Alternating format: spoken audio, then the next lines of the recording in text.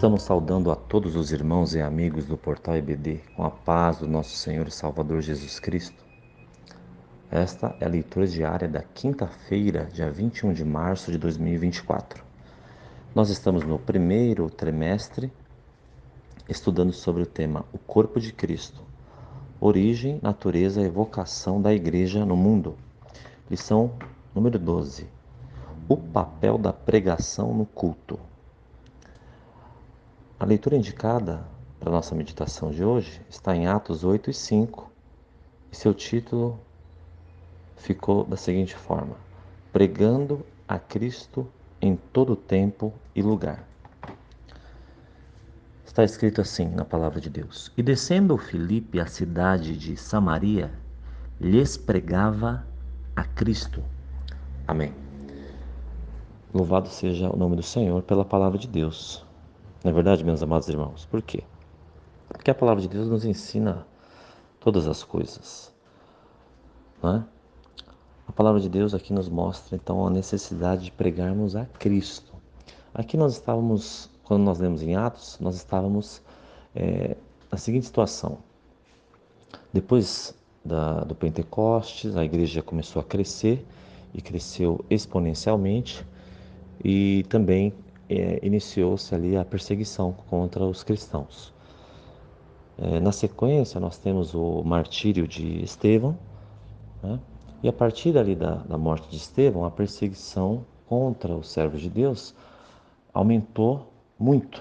E foi necessário então que, com exceção dos apóstolos, o povo de Deus que estava em Jerusalém se dispersasse, se espalhasse. E nesse espalhamento nós temos o caso de Filipe, que era até então um diácono, era um dos diáconos, juntamente com Estevão, e Nicanor, e Prócoro, e assim por diante. E aí, nesse espalhamento, os nossos irmãos foram também levando a palavra de Deus, anunciando a palavra de Deus. E nesse anúncio, qual era o tema da mensagem? Cristo. Cristo, Cristo, Cristo. Cristo era o tema da mensagem, porque é o Senhor Jesus que é o tema central das Escrituras e é dele que devemos falar, né? O título da nossa leitura de hoje é Pregando a Cristo em todo tempo e lugar, né? Quando nós paramos para pensar, comparando com a leitura de ontem, né, aquela exortação vai ser feita com a pregação em Cristo, né? Cristo deve ser anunciado desde o Gênesis até o Apocalipse. Toda mensagem deve anunciar Cristo, deve apontar para Cristo. E a pregação no culto, sem dúvida nenhuma, deve apontar para Cristo. É muito triste quando nós paramos para verificar o que acontece na prática e nós vemos muitos cultos, centenas de cultos, em que Cristo não é sequer mencionado, que dirá anunciado, né? E aí, evidentemente, haverá prejuízos para a igreja local, haverá prejuízos espirituais, né? Por isso que é importante que a igreja, como um todo, volte para anunciar o Evangelho, anunciar o Senhor Jesus na pregação, no culto coletivo, né? que é, que é o culto do qual estamos falando, culto coletivo. Cristo tem que ser anunciado, meus amados irmãos. Na sua aula, é Cristo que deve ter a proeminência, né? Devemos falar como João Batista, que ele, Jesus, cresça e que eu diminua, né? É assim, Jesus na frente, Jesus como destaque, Jesus em primeiro lugar. É o Senhor Jesus quem morreu por nossos pecados.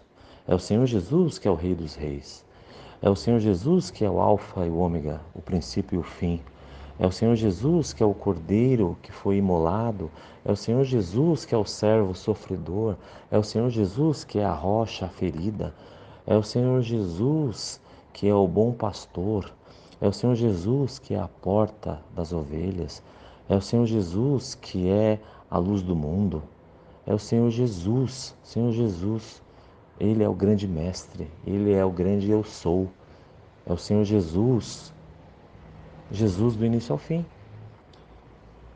Para isso, o pregador, o expositor da palavra de Deus, precisa se esmerar, se dedicar a aprender mais e conhecer Cristo ali no Antigo Testamento, no Novo, né? Na verdade, que o Antigo Testamento, nesse sentido, dá mais trabalho, exige mais esforço, porque é preciso ver Jesus ali apresentado nas páginas do Antigo Testamento, né?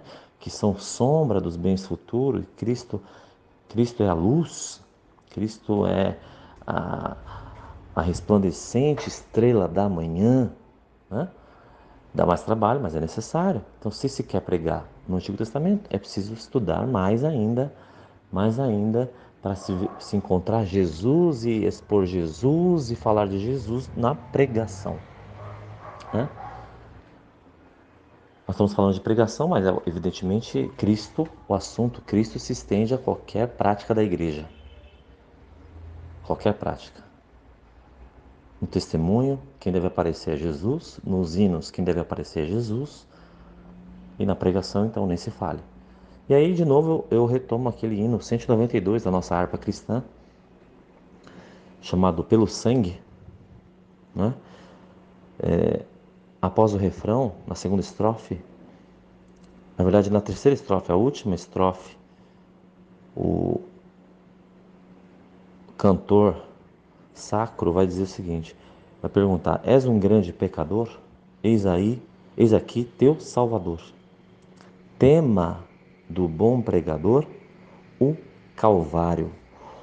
O Cordeiro Divinal padeceu na cruz teu mal e oferece graça tal no Calvário. O Calvário é o lugar da salvação.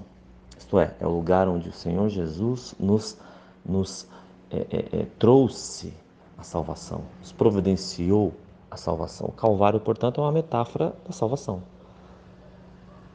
O tema do bom pregador é o Calvário, é Cristo, é Jesus, é o Senhor, né? É preciso que Ele apareça, é preciso que Ele tenha essa proeminência.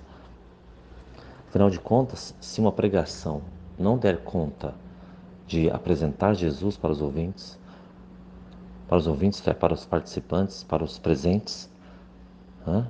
Se a pregação não der conta disso, então ela falhou. Ela falhou, sem dúvidas. Falhou miseravelmente. É preciso que nós, nas nossas aulas, é preciso que nós, nas nossas pregações, nas nossas exposições, falemos, expliquemos sobre Jesus, sobre a doutrina de Jesus.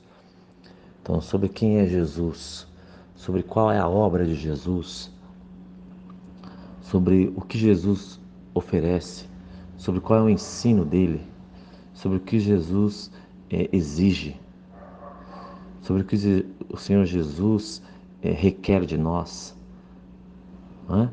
Sobre qual é a missão, qual foi a missão de Jesus, sobre o poder de Jesus. É Jesus do início ao fim. Portanto, meus amados irmãos, falemos de Jesus e deixemos que Ele cresça, que Ele tenha proeminência na pregação do culto. Então, a pregação, por que a pregação é tão importante no culto? Porque ela tem que falar de Jesus. Quando ela, portanto, a pregação não fala de Jesus, não expõe Jesus, não mostra Jesus, ela subverteu a ordem das coisas. E aí, para nada mais serve. Por isso que a pregação tem que falar de Cristo, apontar para Cristo, porque é Ele quem cura, é Ele quem salva, é Ele quem perdoa, é Ele quem liberta, é Ele quem nos dá poder e é Ele que voltará para nos buscar. Que Deus nos ajude a sermos fiéis ao Senhor. Que Deus abençoe a sua vida, a sua família e a sua aula. Em nome do Senhor. Amém.